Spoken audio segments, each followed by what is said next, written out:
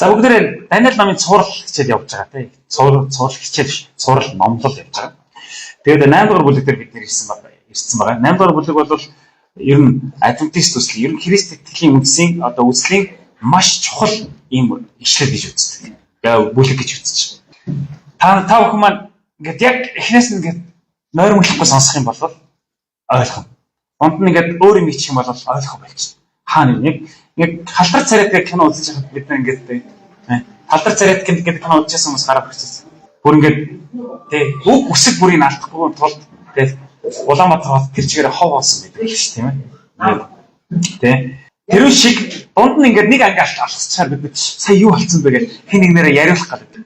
Яг тэрнтэй адилхан Библи ч гэсэн тэр дунд чинь 1 секундын гацалт амлаг гэдэг гацалт орчих юм бол сая юу болчих вэ? Пастор юу ирчих вэ гэдээ ойлгох болчихсон. Тэгэхээр та бүхэн маань 100% анхаарлаа над руу хандуулаарай. Хэрэв утас чинь нээлттэй болоод уцаа хаачих маш яралтай хин нэгэн тэ өвдөж үхэх тийм дуудлага биш л бол баг уцуудаа бүгдийг унтраач. Тань цаад болно шүү дээ тий. Сайхан.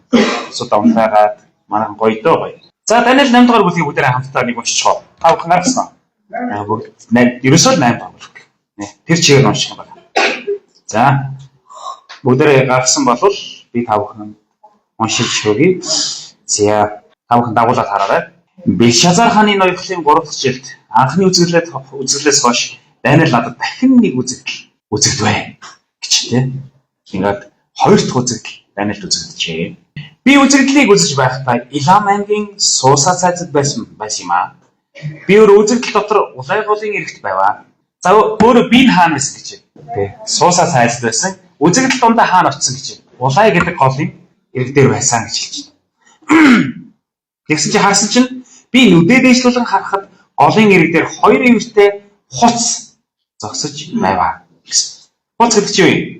90 хоног тий одоо эцэг малыг хоньны эцэг малыг хуц гэж нэрлэдэг байна. Өнөөс бол хэрүүл биш шүү тий. Хараалын биш шүү. Манайх чинь тэгж их хэрэгэлцэг тий. Тэр хідэн ивэртэй хуц байсан байна. 2 ивэртэй гэж хэлсэн байна. 2 ивэр урт байсан боловч хожим ургасан ивэр нь нөгөөгөөсөө илүү урт байлаа гэсэн. Тэгэхээр та бүхэн төсөөл нэг юм ихвчлэн хоньны хот дэш явдаггүй ингэж юм тий махралтаж ургадаг. Гэхдээ нөгөө нэг талынх нь ивэр нь бүр ингээд онцгой урт байсан гэдгийг болов харуулж байна тий. Тэгэхээр та бүхэн төсөөлж байна. Хонь жоохон гэлжгий байх гэдэг надад тий мөргөж байгаа гэсэн жоохон энэ талынх нь ер нь хүнд учраас жоохон гэлжгий явсан баг. За намайг харахад тэр хуц баруун хойд өмнө зүг рүү мөргөж байсан бөгөөд түүнийг дийлэх өөр нэгч араатан үгүй. Мөн түүний хүчнээс аврах хинч байхгүй байжээ. Харин тэр хүснээ хийж өөрийгөө өргөмжлөвөө гэсэн. За нэлээд бужигнуулдаг нөхөр баг. 5 дугаар ишлээс би үнийг ажиглаж байхад нэгэн ухна. За ухна гэж юу юм? Яманы эцэг тий. Ухна болохоор ингээд манад чинь ингээд сэлмэн ивэртэй Синг Баатар гэж ухныг төрсөлдөг. Нөгөө хуцыг юу гэж төрсөлдөг лээ? Тэр чинь ухна болчихсон. Хуц болохоор зангирсан ивэртэй Занг Баатар гэж нэрлэгддэг тийм. За ардын аман цохол манайхаас унших бол. Тэгдүү жаг л одоо бид мэрэгчлээ хэлсэн тийм. Нөгөө хуц чинь ингэсэн байна. Ажиглаж байж нэг хуц баруун зүгээс бүх дэлхийг тойрон хөлн газар уралгүй ирвэ. Ухны нүдний хооронд онцгой нэг ивэр. Нэг ивэртэй хуц. Ухна. Тэг тэр ухны ивэр нь хаана байна гинэ? Духан дээр гэж аахгүй. Энийг болохоор англичууд болохоор unicorn гэж. Ганц ивэртэй гэж.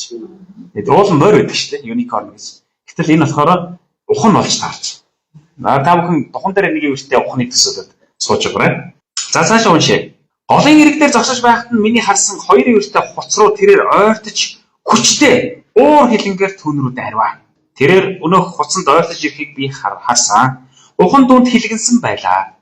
Тэрээр түүнийг мөргөж 2 ивэрийг нь хугалсан бөгөөд хуц түүнийг эсэргүүцэх хүчгүй байваа. За хин хинийгээ дэлгэвч. Нөө ганц ивэрт чинь очоод ямаа мөргөлтөхдөө хойноос өөр мөргөлдөх те. Хойно болохоор ухарж байгаад угшаа гэж мөргөждөг те. А гэтэл ямаа болохоор дээшээ цоройж байгаа төс гэж ингээд хоорондоо гоё мөргөлдөх те. Ингээд хөдөө байсан хүмүүс амтшгүй те. Сайн мэднэ.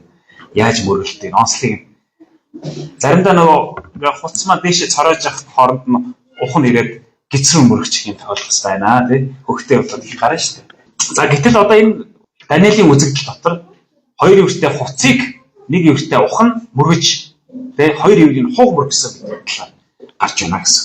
За тэгээд ухан хуцыг газар чулуудаж дээр нь гიშгцэн бөгөөд хуцыг ухны хүчнээс аврах хинч байхгүй байлаа. Тэгээд ухан өөрийгөө онцгой өргөмжлөө. Гэвч тэрээр хүчрэх боловч том ивэр нь хугарн унаж оронд нь онцгой дөрвөн ивэр тэнгэрийн дөрвөн салхийг чиглэн морваа. Нөгөө ганц ивэр чинь хугараад дөрвөн ивэр оронд нь ургасан гэж тий. Дөрвөн ивэртэй ямаа хаасна. За манай Улаанбаатар гэсэн байд шүү. Дөрвөн ивэртэй ямаа. Ер нь дэлхий дээр бол дөрвөн ивэртэй ямааг одоо сатаны бэлэг гэж үздэг байна. Тэгээ та бүхэн хэрвээ сатаны бэлэг тэмдгийг үзэх юм бол ийм дөрвөн ивэртэй юм ямааны дүрстэй юм бүр дүрс байж идэг. За тэдгээрийн доторх нэг иврээс нэгэн жижиг ивэр гарч өрн дорн зүг ба үзэсгэлэнт орныг чиглэн онцгой том болвоо. За нэг жижиг ивэр чинь урагчингуудаа өрн буюу тэгээ дэлхийн одоо зүүн баруун хязгаар дорн буюу зөв хязгаарыг тэр чигт мөргсөн гэж хэлж байна. Тэгээд зогсоогүй хаашаа чиглэсэн бэ гэхээр Ухны орн руу бас дайрсаа гэж хэлсэн байна тийм үү. Тэр тэнгэрийн зэрэгт хүрэхээр ургаж цэргүүд хийгээд оддын зармыг газар дунгаж уландаа гიშгвэ. Тэрээр өөрийгөө тэнгэрийн цэргийн жанжинтай адил болгохоор хэмжилж түүнээс өдөр бүрийн тахлыг холдуулж түүний ариун газрыг сүтгвэ. Тэгээд гол түлхүүр ишл болох 10 дугаар ишл маань нүглээс болж тэнгэрийн цэргүүд өдөр бүрийн тахлын хамтаар ивэрт өргөгдөх болно. Ивэр үнний газар гарч дураараа авирлан амжилт олсоор байлаа. Тэгээд би нэгэн ариун хүний өгүүлбэрийг сонсвоо. Мөн өгүүлжгүй ариун хүнд өөр нэгэн ариун хүн, хоёр ариун хүн байсан байгаа тийм. Ариун газар болон тэнгэрийн цэргүүд би хоёрыг гიშгдэхийг зөвшөөрлөхийн тулд нүгэл айцыг төрүүлсээр байхад өдөр бүрийн тахлын тухай энэхүү үзэгдэл хэдий болтол үргэлжлэхгүй гэд асуусан байна. Тэгсэн чинь тэрээр надад 2300 өглөө ба өчийн туршид тэгсний дараа ариун ордон газар зөкстөгөөр дахин сэргийгнэ. За юу талаар ярьж байна? Ариун газрын хүмүүсийг бузарлаж, доромжилж өдөр бүрийн тахлыг нь хориглоно гэдэг талаар. Тэгээд ариун хүнээс Даниэл асууж штэ. Энэ хугацаа чинь хэр удаан үргэлжлэх юм бэ? Энэ доромжлыг хэр удаан үргэлжлэх юм бэ гэсэн чинь 2300 өглөө ба өчийн туршид үргэлжлээд дараа нь ариун ордон буцаад эргээгээд зөкстөгөөр сэргээгдэнэ гэдэг ийм зүйлийг хэлсэн тийм. За та бүхэн надтай хамт байна уу? Нойрон хүлээж эхлэх биз. Яг ингээ алдчихжээ тийм. Олоход хэцүү шүү. За үргэлжлүүлье. Даниэл би энэ үзэгдлийг үзээд түүний утгыг ойлгохоор хайваа. Зүү зүүдэлсэн байна. Үзэгдэл үзсэн байна. Тэгэд юу ямар утгатай юм би одоо хонь ухан тэгээ ухан хуц хоёр гарч ирээд байдаг мөргөлтөөд байдаг жижиг ивэр гарч ирлээ гэл. Харагтун хүн шиг дүрстэй нэг миний өмнө зогсож байлаа. Улаан голын эргийн дундаас хүний дуу гарч тэрээр дуудаж Габриэла энэ хүнд үзэгдлийг тайлбарлахыг би сонсов. Улаан голд дахиад нэг хүн шиг дүрстэй хэлбэр дүрстэй нэг хүн зогсож байсан. Дахиад нааталтан Даниэл яжвал хүн шиг дүрстэй хэлбэр дүрстэй нэг хүн зогсоод Даниэл Габриэла наа Даниэл утга учирыг тайлбарлаа гэсэн.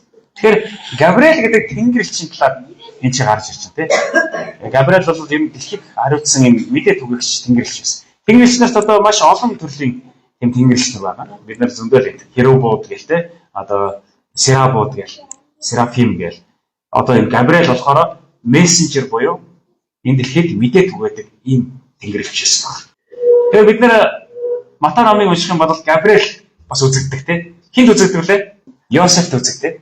Мария гэхээр үзэгдэг. Дараа нь Йосефт үзэгдэг. Тэгээд мэдээ дамжуулдаг шүү дээ. Бүх хүнсний аврах сайн мэдээ байна.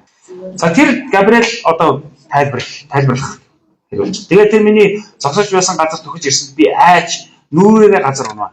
Бурхны тэнгэрлэгч хүний өмнө ирэхэд тэр цог жавхлан нүд одоо тэ гайхамшигтай гэрлэн хүнийг ингээд одоо чи юу гэж нүүрээрээ газар унана гэдэг чинь үхсэн гэсэн үг. Зүгээр ингээд мөргөцсөн гэсэн үг. Ерөөс огтхон биш. Яагаад гэдгийг бүдрээ цааш харцгаая. Тэр надад хүний хүү энэ үзэгдэл төгслийн цагт хамаарч байгаа гэдгийг ойлгодог. Саяны үзэгдэл хаана ямар цагт хамаарна гинэ? Дэлхийн төгсгөлийн цаг мөчид хамаарж байгаа учраас дэлхийн төгсгөлд өнөөдөр бид нар амьдарч байгаа. Биднэрт хамаартай. Одоо бидний амьдарч байгаа энэ цаг хугацаанд хамааралтай гэсэн үг байхгүй. За тэрээр харагтун тэгсэн чи 18 дугаар эшлээс. Түүнийг надтай ярьж байх зур би нүүрээ газарт нааж хүн нойронд автваа гэж байгаа юм. За энэ чи юу Даниэлийг ямар нөхцөл байдал байгааг илэрхийлж байна. өгсөн байна. Даниэл ингээд гүн нойр Библиэр л нойр гүн нойр гэдгийг үхлээр төлөөлж өгдөг. Тэ? Өгсөн хүн бол нойрсон хүн юм а гэж. Тийм учраас Америкчууд, Англичууд мошны юм дээр тэ дэвсгэр дээр RIP гэж бичдэг тэ. Rest in peace буюу амгалан тайван нойрслоо гэсэн үгийг бол бичсэн байдаг.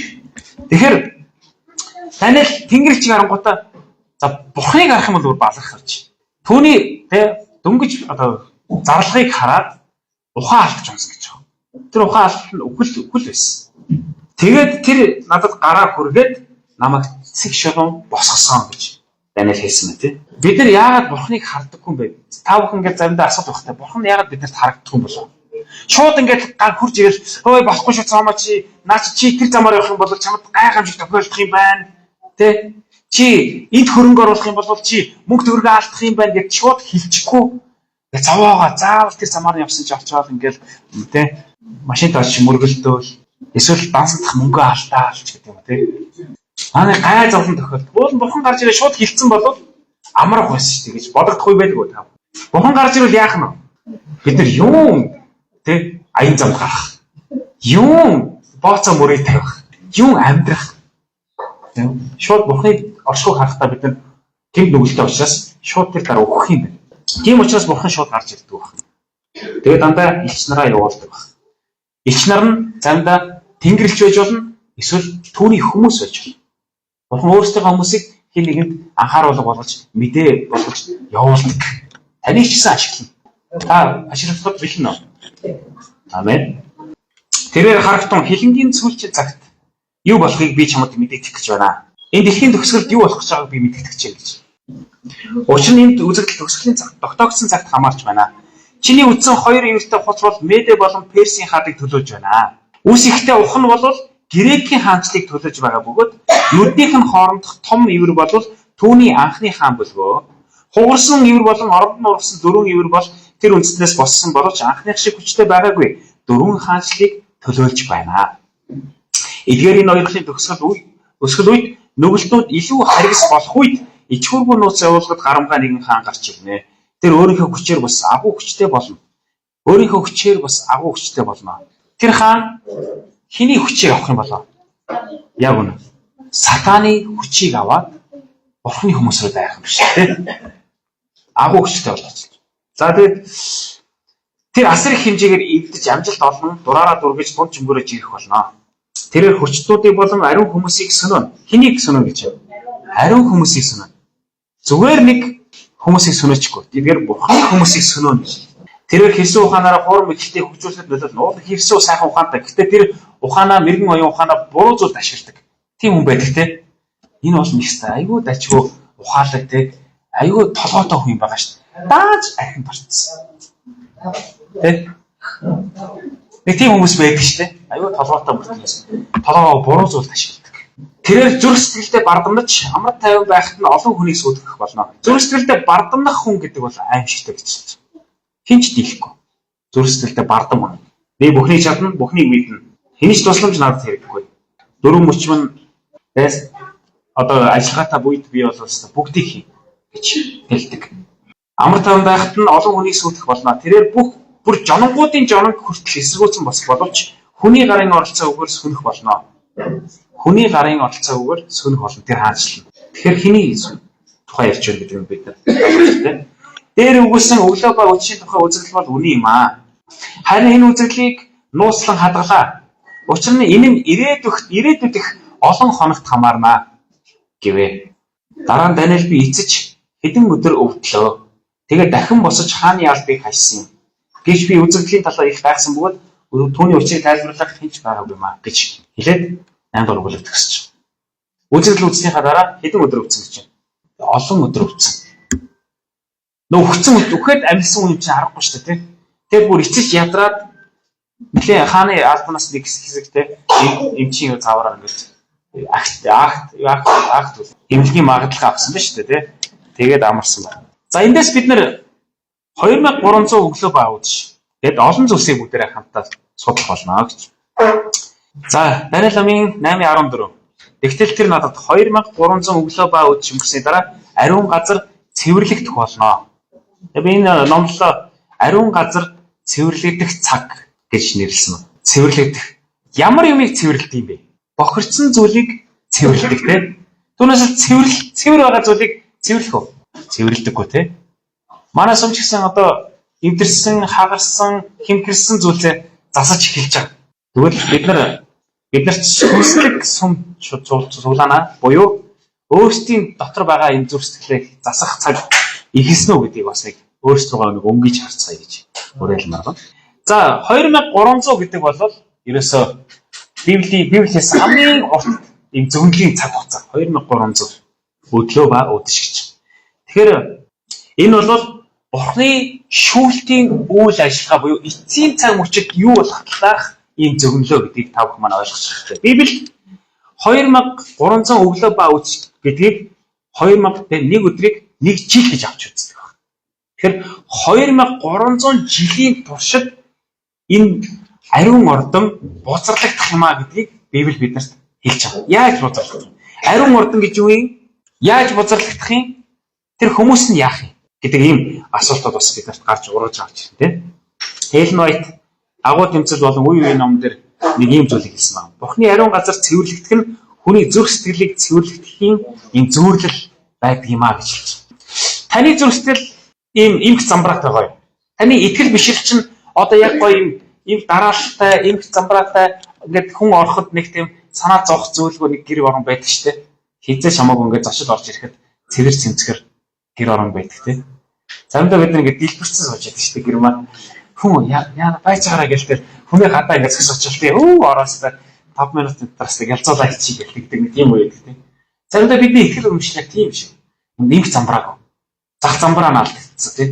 Хаана юу байгаа нь мэддэхгүй. Тэгэл Есүс бидний гэрт орж ирийгээл байж байгаараа гэсэн. Яасан гэл цагийн тулгаад ингээд гимшчихдэг бурхан намайг уучлаа гэсэн. Гэлээ бүх юм ингээд зохицуулахыг оролцсон. Тийм хүн болгон энийг хэлээд тах шиг хүн болгон яг адилхан зүйл тохиолдож ирсэн юм шүү. За хууц ухны хоёр бол за 2300 жилийн дараа би өргөжлөл тайлбарлах болно. Хууц ухна сайн хэлсэн шүү дээ. Медэ болон Перс. Та бүхэн санаж байгаа бол 2 дугаар бүлэг дээр бид нар тий Небухаднецар хааны зүуд алтан хөшөө, алтан толгойтой мөнгөн зэжтэй, хөрөл бүслэгтэй, төмөр гуйтай, төмөр шаврын холимог тийм давхаатай ийм хөшөө зүүдэлсэн тий. Тэр нь болохоор алтан толгой Бабилон, мөнгөн цээж нь байлаа. Медэ Перс, тэгээд хөрөл нь Грек, тэгээд төмөр нь болохоор Ром, тэгээд төмөр шаврын холимог нь болохоор хуваагдсан хаанчлууд буюу одоо өнөө цагийн Европын үйл нэгдэх тийм хаанчлуудыг одоо улсуудыг төлөөлж. Тэгээ хамгийн сүүлд юу үлдгэлээ? Чулуу ирээд нөгөө хөшөөг нураахад хаан зөвхөн толгоор зөвхөн хөлрөө зөвхөн яг тэр шавар төмний холимог хөлрөө зохингууд тэр хөшөө тэр чигээрээ нуран унж байгаа талаар гарч. Тэгмээ тэр чулуу өөрөө томроод бүх дэлхийг дүүргэсэн буюу энэ бол Бурхны хаанчлал байх болно. Тэгэхээр бид нар төсөөлийн цаг үед буюу тэр төмөр шаврын холимог давхааны хэсэгт амьдарч байгаа гэдэг талаар бид нар ярьсан байна тийм. За тэгвэл өмнөх бүлэг дээр бид нар юу үзлээ? Даниэлийн нэгт зүйл 7 дугаар бүлэг дээр далаагаас 4 араатан гарч ирсэн тийм. Эхнийх нь юу байлаа? Далавчтай арслан гарч ирж байгаа тийм. Хоёр дахь нь байлаа? Амда 3 хавраг зуусан ой хөрөн байгаа олон янзын шуурга гарсан. Ой хөрөн байгаа болчихсон тийм. За гурав дахь нь Эрүс 3 толгой 4 толгойтой Атгаажин армаг гэдэг шиг тийм Эрүс гарч ирсэн. Бас далавчтай тийм. За тэгээд хамгийн сүүлийнх нь бүргэдөө Годзилла төмөр шүттэй авъя. Тий. 10 ивэртэй төмөр шүттэй бүр ингээд дөрслөхийн аргагүй аимшигтай мангас гарч ирсэн гэж хэлж байгаа. Араатан. 4 тараалны дөрсөн бүр ингээд мэддэхгүй гэж. Тэр араатнаас болохоор 10 ивэрээс нь яасан блэ? 3 булгараад тэгээд нэг жижигхэн ивэр гарч ирдэг тий. Тэгээд тэр нь болохоор амар бардам ярьдаг амтай хүнийх шиг нүдтэй тийм юм. Тэр нь болохоор Ромын одоо бүгд ингээд дистраараа явж байгаа. Одоо харин Даниэлийн 2 дахь үзэгдэл нь болохоор Медэ Перс. Энэ Бельшазар хаан гэдэг чинь Бабилоны хаан, сүүлийн хаан байсан тийм үү? Бельшазарын дараа болох үзэгдэл нь болохоор дахиад Медэ Перс. Тэ? Медэ Перс одоо гарч ирэх гэж байна. Тэгээ дараа нь Грек гэдэг нэг агуу хаанч гарч ирэх гэж байна. Яагаад Грек гэдэг тийм та бүхэн хухны хөлн газар хөрөхгүй байсныг анзаарсан уу? маш хурдцаагаар нэг ирвэс шиг те дэлхийг эзлэнэ. Маш хурдан хугацаанд 10 жилийн дотор ерөөсөл те юунаас Грекээс энэтхэг хүртэл газар нутгийг эзэлсэн гэж хэлээд бид нарыг үздсэн шүү дээ. Та бүхэн хоолтой ойлог идчихээгүүд бол санджил байх хэрэгтэй. За иймэрхүү үйл явдал болсон. Яг адилхан зүйл болоод байгаас те. Тэгээд 10 евроос Александр агуу хаан Македоны Александр гэж хэлдэг те. Тэр ганц ивэр нь тэр ивэр нь хуурч унаад оронд нь 4 ивэр гарч ирсэн. Тэр ивэр нь 4 жанжин нөгөө те Грек 4 хэсэг болгож хувааж авсан тухай бид нар өмнө бас ярьж байсан. Энэ юу маань зөвлөл маань ч гэсэн яг адилхан. За тэгээд дараа нь тэр 10 ивэр гарч ичэн иврүүд гарч ичэн те 4 5 иврээс дахиад нэг юм амар бардам ярьдаг нэг амтай Ромыг ялхсан. Ром бол ивэр. Тэгэхээр Ромоос гарч ирэх дахиад нэг ивэр байгаа. Тэр нь болохоор Ромын католик сүмийг бэлэгдэгэ гэж бид нар ярьсан баг тийм. Тэгээд ихэр барь бардам нь ярих хамтай Бурхны эсрэг өөрийгөө бүр жоннгуудын жонон шиг өргөмжлөө. Есүстэй энд тэнцүү. Ромын католик сүмийн пап гэж байдаг тийм. Тэр шингээд тусгай титэмтэй. Өөрийгөө хаан гэж үзсэн шүү дээ. Титэм. Тэгээд тэн дээр болохоор Викарасте гэж нэр байдаг. Бурхны орлогч гэсэн юм утгатай латин үг байдаг. Бурхныг орлогч гэх. Та хүн төсөөлтөө өөрийгөө бурхан гэсэн гэж хэлж штэ. Ингээд иймэрхүү зүйл болсны дараа Даниэл ингэж асууж байгаа. Мэдээж тэр жижигхэн ивэр гарч ирэнгүүтээ юу хийнэ вэ гэхээр ариун хүмүүсийг ялж, дийлж, устгах, өдөр бүрийн тахилыг нь тэднээс холдуулна гэсэн ийм үйлчлэлийг хийн гэж хэлж байгаа. За тэр явдал нь хэдэн жил болох вэ гэхээр 2300 жил үргэлжлэнэ гэж хэлж байна. Тэгээд та бүхэн энэ түүхэн энэ одоо зөвлөлийн цаг хугацааг тооцоод үзэх юм бол энэ зөвлөлийн цаг хугацаа нь 1844 онд дууссан байдаг. 1844-ноос 2300-аас 1844-ыг хасвал хэдийн тоо гарч ирнэ. Тэгээ 456 гэдэг тоо гарч иж байгаа байхгүй. Тэнгүүд 456 дээр дингүүт 2300 биш 2299 хоног гарчиж байгаа байхгүй. Нэг хоног тусчихсан.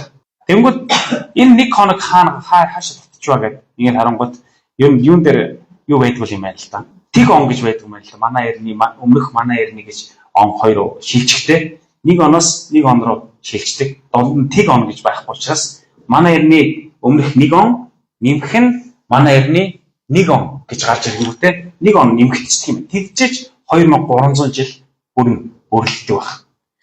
За тэнгүүд 457 он гэж. 457 онд юу болсон бэ гэхээр манай эртний өмнөх 457 онд Артасеркс гэж одоо Персийн хаан мань юу гэж хэлсэн бэ? Ямар зарлиг гаргасан бэ гэхээр ариун ордныг нөө Иерусалим ч бүр газрын хөрснөөс тэгшсэн. Тэгээд Бабилончууд аваадсан шүү дээ айлдын.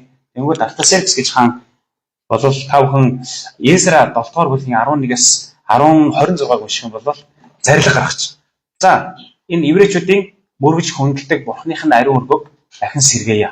Тэр зарлиг гаргахаас хойш онууд нь үргэлжлэж байгаа юм. 2300 он. Тэгээд яг үргэлжлээ явж итэл дундалт нь юу гарч ирж байна гэхээр Ромын эзэнт хүрэн гарч ирээд Ромоос цаашаа юу гарч ирсэн бэ гэхээр нөгөө жижиг өвчин хүмүүсийг Ромын католик шашин болвол үнэн одоо Бурхны орлогч юм аа. Тийм учраас Ромын католик сүмээс гарсан бүх хууль тушаалуудыг зарилгуудыг бол сахиа дагаж мөрдөө ням гаргийг нарны өдөр Ромчуудын шүтдэг нар өдрийг шүтдэг болно. Христ итгэлтэй хольсон. За ингээд нэгсэнтэй түүхэнд болвол ингээд харанхуй 100 гэдэг зүүн болвол эхлээд тэгээ дундад 100-ыг тав хүн мэдж байгаа тийм. Харанхуй 100 болвол эхлээд ингээд 1900 биш 1798 он хүртэл папын засаглал болвол газар авч исэн. За зөвнөлийн цаг хугацаа болвол ерөнхийдөө Ромын католик одоо шашин болвол одоо өгсөн мэт шарахыг болвол авч байгаа. Тэгмэлдээ 1844 онд бид нар юу болсныг санаж байгаа тийм. Юу боллоо манайхан. 1840 онд Вильям Миллер гэж хүн гарч ирсэн. Тэр хүн Адвент гэдэг хөтөлбөрийг бий болгосон. Тэгээ Миллерт хөтөлбөр гэж нэрлэдэг тэрийг. Тэгэхэд Адвент хөтөлбөр буюу мань хүн ингээд Даниэл номыг маш гүнзгий судалдаг тийм хүн байж тийм. Тэгээд гарч ирээд мань хүн ингэж хэлсэн байна. 1844 онд 10 сарын 22-нд Есүс энэ дэлхий дээр дахин ирэх юм байна гэдэг энэ тооцоо гаргасан. Тэгээд Америкта яг тэр номлол ингээд бүрстэ газар авсан.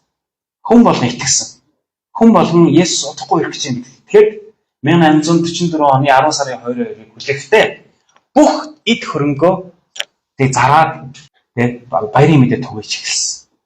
Тэгээд бүр тэнд бол ингээд хүний төсөөлөгчгүй гайхамшигтай зүйл болсон гэж байгаа байхгүй. Яг л Үйлс номын 1-р 2-р бүлэг дээр гарч байгаа тэр үйлс гайхамшигуд тэр газар бий болчихсон гэж.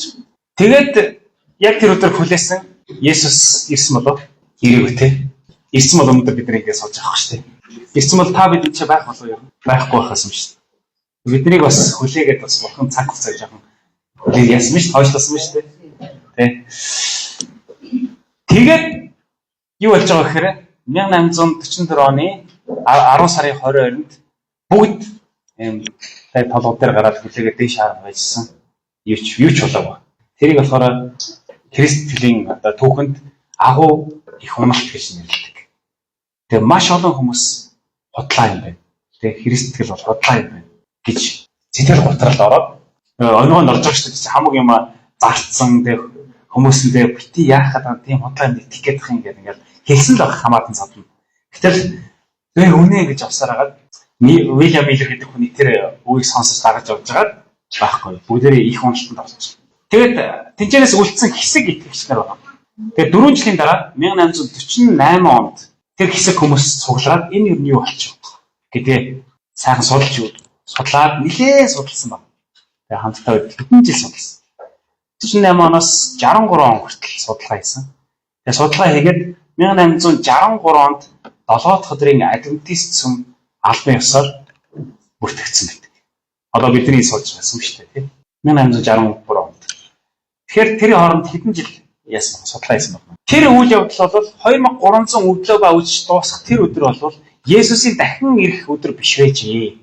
Тэр өдөр бол Есүс Тэнгэрийн ариун ордон руу орж энэ дэлхий дээр эцсийн шүүлт эхлэх цаг болжээ гэж нэрлсэн. Эцсийн шүүлт. Тэгэхээр 1844 онд эцсийн хүн төрөлхий төлөх эцсийн шүүлт нэхсэн. Бурхан шүүлт гэсэн. Тэгэхээр шүүлт дуусах юм бол яах вэ? Энэ дэлхийн хувь зай бүрэн дуусна гэдэг. Та бүхэн ойлгож байна уу? Би амархан зааж байгаа хэсгийг мэдэхгүй, ойлгохтоо зааж байгаа хэсгийг мэдэхгүй байна. Зарим ингээд нүдэн ингээд бүлтийцэн. Юу яриад байгаа юм болов гэдэг. Зарим болохоор ойлгоод гэл ингээд бичээд байгаа байхгүй. Ойлгоод байгааг нь бас нүдэн бүлтийг нь харж байгаагаар бас ойлгохгүй байгаа юм шиг. Бичээд байгааг нь бодохоор бас ойлгооч байгаа юм шиг. Бас гоё шүү манай. Бурхны ариун шүүлт ингээд Бурхны гэр бүлээс эхэлж. Энэ шүүлт гэдэг чинь өөрөө та бүхэн шүүлтээс бас айдаг байх тийм. Шүүлт гэхээр аймаг санагдал. Яна би хамаг гин буруу ихчлэлтэй тийм. Бүр өөртөө ч хэлээгүй гин буруунууд маань олонд ил гарчих үедээ гэл ингээд айдаг тийм. Гэтэ санаа зовх зүйл байхгүй. Биднэрт Есүс гэдэг агуу өмгөөлөгч байгаа. Тийм. Есүс өөрөө биднийг өмгөөлөх болно.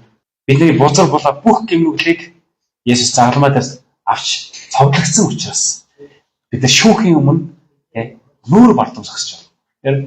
Шүүх гэдэг бол нэгсэндээ нөгөө төр биднийг цэвэрлэх ийм сайхан боломж. Энэ Христийн Тэнгэрийн сүмд гүйцэтгэж буй шүүлтийн ажил юм а гэж хэлсэн ба.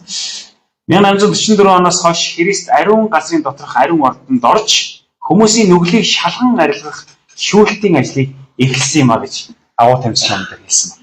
Өнөөдөр цэвэрлэг явагдаж хонь болон яма болгож хоёр хэсэг. Яагаад бурхан итгэж найдаж түүнийг үнчээр дагдаг хүмүүс бурханд үл итгэж итгэсэн ч гэсэн үйлсээр нь гардаггүй тийм хүмүүс. Хоёр төрлийн хүмүүс. Ингэж ялгана гэж. Яг сүм тийм хоёр төрлийн хүмүүс байгаад. Ер нь та бүхэн өөрсдөө нэг шалгахад буруу. Бурхан байдаг гэдэгт итгэдэг. Бурханаас эмээдэг. Гэхдээ түүний үгийг дагдаггүй хүмүүс. Нөгөө талын хүмүүс юу гэхээр бурхан байдаг гэдэгт итгэдэг, эмээдэг, үгийг даах гэж хичээдэг. Тэгээд тэр хичээс нь үр амьдралаас нь үр жимсээрээ гарч идэг.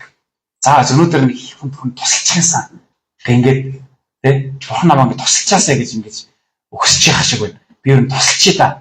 Ингэж хайдаг хүн биш. Зүгээр амьдралаас нь тэр тусламж нь аяанда гарч идэг. Өөрөө мэдлгүй тусалчдаг.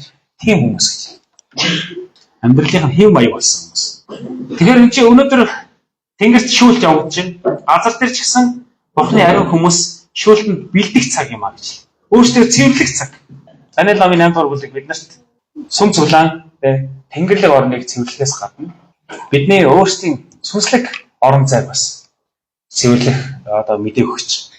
Өнөөдөр бидний дотор ер нь Бурханаас холбуулдаг альва зүйл ямарваа нэгэн зүйл бий. Бозор булаа зүйлс бий. Тэр жижиг еврийн нөлөө одоо бол бидний дотор байсаарлах. Нөөцлөр бид нар залуучууд маань цугларч Халлоуин сүнсний баярын талаар бас Нэмсрэн пастор маань бид нар тодорхой ойлголт өгсөн байна. Тэдгээр сүнс сүг сүүдэр чөтгөр шулам гэдэг ойлголт хүртэл манай сүмийн залуучууд дотор байна.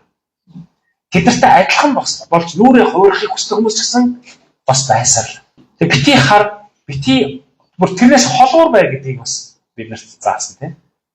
Бүү ойрт тэр хүмүүстэй битгий нийл тэр бузар зүйлстэй бити хамт бай ариун хүмүүсээ гэдэг уриалгыг хүртэл өчтөр бид нар сонсон. Тэгэхээр өнөөдөр биднийг тиймхүү нийтийн тренд гэдэг шиг тийм зүйл таныг эзэнсэн байх юм бол Бурханаас холдуулах эсвэл бидний ингээд оюун санааг бузартуулах, боловсруулах ямарваа нэгэн зүйл бидний дотор байгаа бол тэр бол юу ч хийж болно. Арх тамхи зугаа цэнгэл тэгээд өөр юу хийж болох вэ? Чүтэн шүтэх, мөнгийг шүтэх. Тэгэл ингээд олон зүйлс бид нарт байна.